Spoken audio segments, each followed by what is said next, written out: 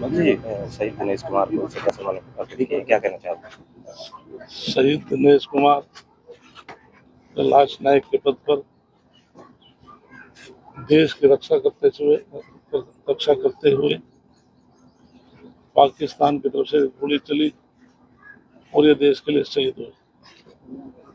मैं सबसे पहले उनके चरणों में नमन करता हूँ कि ऐसे बहादुर जवान जिन्होंने देश की रक्षा करते समय शहीद हुए हैं, इसलिए पूरी हरियाणा सरकार उस महान शहीद के प्रति हम श्रद्धांजलि अर्पित करते हैं। और माननीय मुख्यमंत्री नायब सैनिक, उन्होंने मुझे स्पेशल ड्यूटी भी लगाई थी, वैसे भी मेरा नैतिक फर्ज भी बनता था। आज मैं उनको श्रद्धासुमन अर्पित करने के लिए यहाँ पर पहुंचा। तो केंद्र सरकार की तरफ से भी और हरियाणा सरकार की तरफ से भी परिवार को जो सहकार दी जाती है वो सरकार बेकायदा से परिवार के साथ है। जिस प्रकार से कोई हरियाणा प्रदेश में देश के लिए रक्षा करते समय शहीद होता तो 1 करोड़ रुपया हम सहतात राशि देते हैं, सरकारी नौकरी देते हैं। और ये शहीद है, मैंने पूरी जानकारी ली क्योंकि पंचायत डिपार्टमेंट मेरे पास है। मैंने सरपंच से, परिवार के लोगों से निर्णय के बाद में डीसी से सबसे बात करेंगे, हमें जमीन यहाँ उपलब्ध करा देंगे तो जो गांव के अंदर को जो मेरे विभाग की तरफ से जो सुविधाएं दी जा सकती है हम पूरी देंगे। और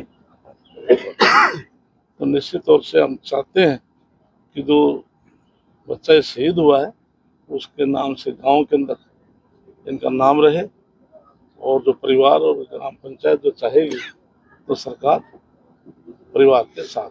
मंत्री, सीज फायर हो गया, दोनों देशों की सहमति बन गई, हालांकि छोटी-मोटी घटनाएं हुई लेकिन अब स्थिति सामान्य है। इससे अलग जो एक इंडियन एयरफोर्स का बयान आया है कि ऑपरेशन सिंदूर अभी जारी है, तो इस पर क्या कहना है? इसके लिए जैसे सीज फायर होने के बावजूद हिंदुस्तान अपनी मर्यादा में रहा, लेकिन पाकिस्तान ने अपनी मर्यादा तोड़ी है।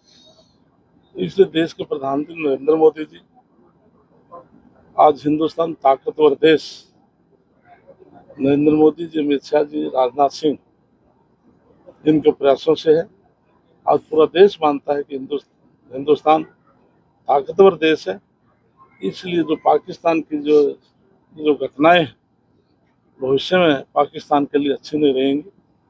तो निश्चित तौर से आज भारत इस स्थिति में है, कोई दुश्मन देश हमारे ऊपर कोई ईंट फेंकेगा तो हम पत्थर से उसका जवाब देने में हम सक्षम हैं।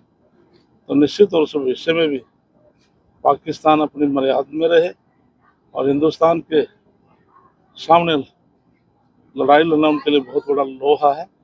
तो भविष्य में पाकिस्तान मार खाएगा। पूर्व मुख्यमंत्री भूपेंद्र सिंह हुड्डा का भी बयान आया, प्रेस कॉन्फ्रेंस कर रहे थे, उसमें कह रहे हैं वो कि स्पेशल पार्लियामेंट्री जो सेशन बुलाया जाए और पहलगाम से लेकर अब तक सीज फायर तक की पूरी जानकारी इसके लिए जनता को पता चल सके कि इस दौरान क्या हुआ। इसके लिए सीसीएस कमेटी ने हिंदुस्तान में सबसे बड़ा फैसला सीसीएस कमेटी ने लिया था, जो सिंधु जल समझौते को रद्द करना, 48 घंटे में पाकिस्तान के हिंदुस्तान में लोगों को बाहर करना, पाकिस्तान के उच्च आयोग को 48 घंटे के अंदर हिंदुस्तान छोड़ने के आदेश। लेकिन खून और पानी समान नहीं चल सकता, इसलिए सीसीएस कमेटी ने सिंधु जल समझौते को हमने रद्द किया। दोनों देशों की सहमति में अमेरिका का कितना मदद करने की जो बात आ रही है, उनका कितना सहयोग मानते हैं कि अब जो अमेरिका बयान दे रहा है वो उनसे कोई सरोकार नहीं है? इसलिए यूएस से उनकी तरफ से प्रयास रहे हैं कि दोनों देशों में सीज फायर आपस में लड़ाई ना लड़ी जाए, लेकिन हिंदुस्तान ने उनकी बात को माना है, पाकिस्तान ने उनकी बात को ठुकराया है।